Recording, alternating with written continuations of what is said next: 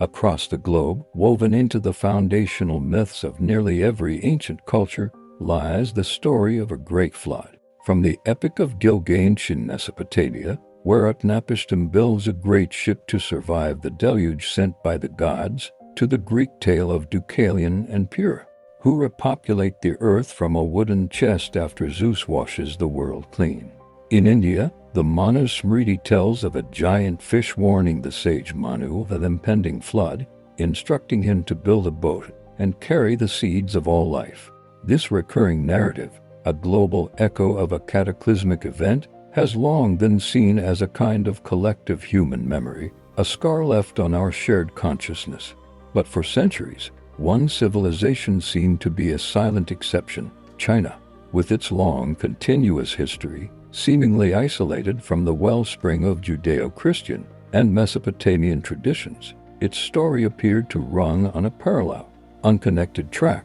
But what if the record was there all along? Not written in bamboo scrolls or inscribed on oracle bones in the form of a myth, but hidden in a place far more fundamental, far more intimate. What if the story of the Great Flood, and indeed the entire primordial history of humanity, as told in the book of Genesis, was encoded into the very DNA of the Chinese language itself? This is not a tale of myth, but of etymology, a journey into the heart of the world's oldest living script, where we may find that the familiar strokes of Chinese characters are not just symbols for words, but fossils of a history we thought was lost to the East. The secrets, it seems, have been hiding in plain sight. To understand this, we must first look at the most potent symbol of the flood story, the ark. In the biblical account, Noah is commanded to build a massive vessel to save himself, his family, and pairs of every animal. The total number of human souls on that ark was 8. Noah and his wife, their 3 sons Shem, Ham, and Japheth, and their 3 wives. 8 people, adrift on a world of water, carrying the future of humanity within a single vessel.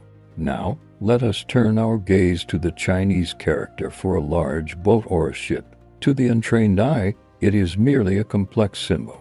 But to those who understand its ancient components, its radicals, a startling picture emerges. The character is a composite of 3 distinct parts. On the left, we have the radical, which is the ancient pictograph for a small boat or vessel. On the right, we have 2 components. At the top is the character, which means 8. Below it is the character. While literally means moth, it has long been used in Chinese as a measure word for people in a family, as in a family of 3 mouths. So, the character for a large ship is literally composed of a vessel 8 and people, a vessel with 8 people.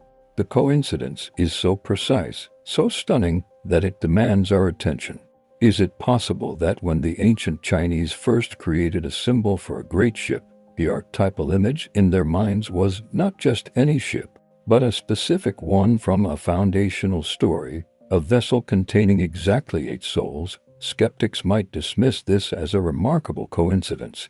A single character, however compelling, is not proof. But this is not a single character. It is the first clue in a long, intricate trio. The story encoded within the script does not begin with the flood. It begins at the dawn of creation. Consider the character, for to create again, we can deconstruct it. It is composed of the radical, which signifies walking or movement, and the character, meaning to tell or to announce, but itself can be broken down further. It is composed of meaning ox, or more anciently life, over the character a mouth. Some ancient interpretations, however, see the top part not as an ox, but as a pictograph for dust or earth. So, to create can be read as, from dust a mouth is spoken to, and it walks. This mirrors the Genesis account with breathtaking accuracy, where God forms man from the dust of the ground, breathes life into him, speaks to him, and man becomes a living, walking being. The act of creation is an act of divine speech, giving life and movement to dust. If the story of creation is present, what of humanity's first great trial, the temptation in the Garden of Eden? The Bible speaks of 2 significant trees in the garden, the tree of life And the tree of the knowledge of good and evil?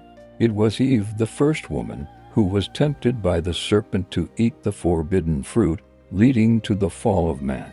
Now, let us examine the Chinese character for covetous or greedy, which is. This character is a composition of two instances of the character, which means tree or wood, positioned over the character, which means woman. Two trees standing over a woman, the very picture of the story of temptation. The character for greed and desire is a pictographic representation of the woman in the garden, gazing upon the two trees, her desire leading to the first act of disobedience. It is a moral lesson embedded in a single logogram.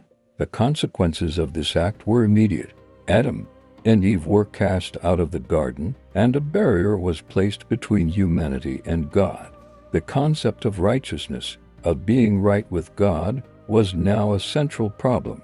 In the biblical narrative, the first act of worship after the fall involved a sacrifice. Abel, the righteous son, offered a lamb from his flock, an offering that was pleasing to God. This theme of a substitutionary sacrifice, of a lamb taking the place of the sinner, became a cornerstone of Judeo-Christian theology. Could such a complex theological concept be found in Chinese characters? Let us look at the traditional character for righteousness. This is one of the most profound and widely discussed characters in this entire linguistic puzzle. The character is composed of meaning lamb placed directly on top of the character, which means I or me, so righteousness is literally the lamb over me. The visual metaphor is staggering. To be righteous is to have the lamb covering the self. Furthermore, the character for me is itself a pictograph of a hand holding a spear or a weapon.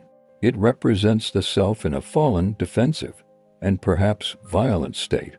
Therefore, the full picture of righteousness is the lamb covering the self-oriented, weapon-wielding individual. It is the concept of atonement, of a gentle sacrifice covering a fallen nature, expressed with an elegance and economy that is simply breathtaking. With creation, the fall, and the concept of sacrifice established, we return to the flood. The characters showed us the 8 people on the vessel. But what of the flood itself? The Chinese character for a great flood is, it is composed of the radical, which signifies water, and the character, which means together, total, or all. A great flood, therefore, is total water or water altogether. This perfectly describes the nature of the biblical deluge, a global event where the fountains of the deep burst forth, and the windows of heaven were opened, until all the high mountains were covered. It was not a local inundation, it was total water. The story continues even after the waters recede. The 8 survivors disembark to begin the world anew. An interesting, though less common, character is which means along or to follow the course of. It is composed of the water radical next to the characters for 8 and mouth person. The character can be interpreted as the 8 people along the water, perhaps a memory of their journey or their disembarking along the newly formed shores and rivers of the post-flood world. How could this be possible? How could a culture so geographically and historically distant from ancient Israel possess such a detailed record of its foundational stories?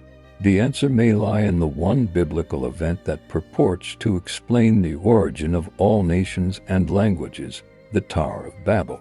According to the book of Genesis, after the flood, all of humanity spoke a single language and lived in a single place, the land of Shinar, which is in modern-day Iraq, the heart of Mesopotamia. There, they began to build a great city and a tower with its top in the heavens, to make a name for themselves and to avoid being scattered across the earth. This act of unified pride led God to confound their language, so they could no longer understand each other.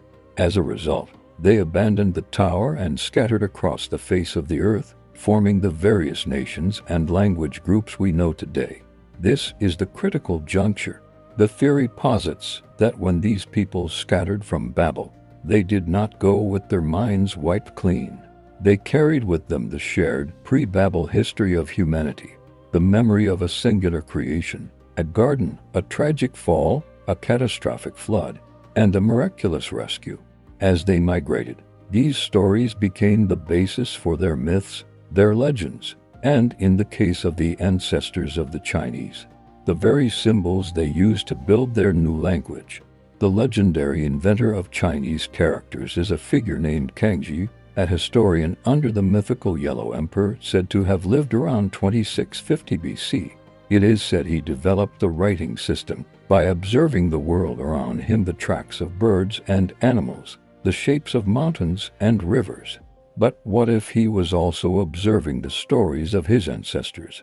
What if, as the new Semitic language was being forged, its creators reached back into their collective memory, the memory from before the Great Scattering, and embedded its most important events into the pictographs and ideograms they designed? They were not just creating a language, they were building a memorial. The characters became a kind of linguistic amber, preserving the ancient narrative for millennia.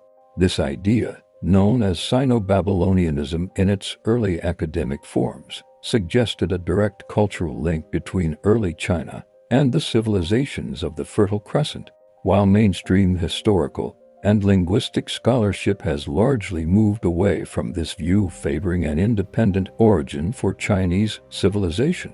The evidence within the characters themselves remains stubbornly persistent and provocative. Modern etymologists offer alternative, more secular explanations for these characters.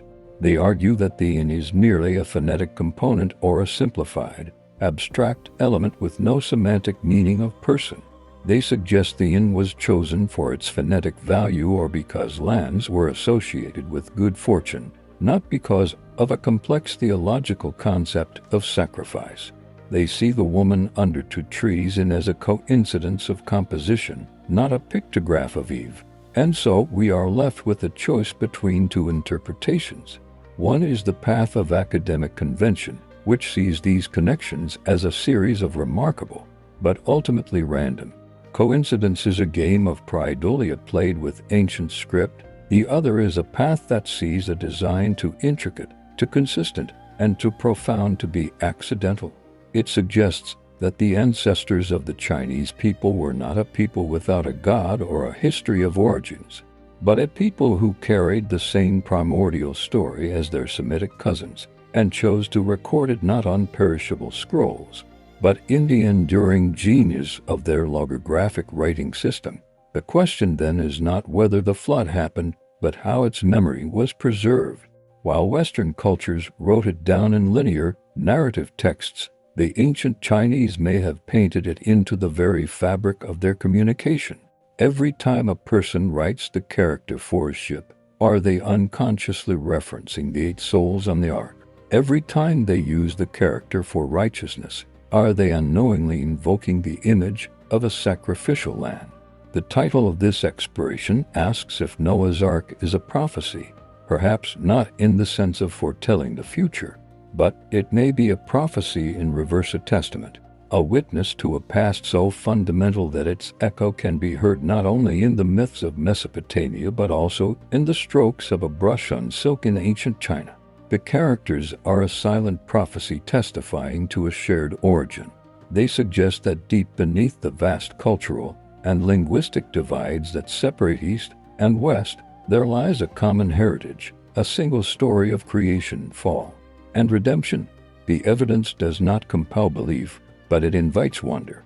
It asks us to look again at these ancient symbols and to consider the possibility that the deepest truths of our shared human story have been with us all along, written into the words we use every day, waiting patiently for millennia to be read.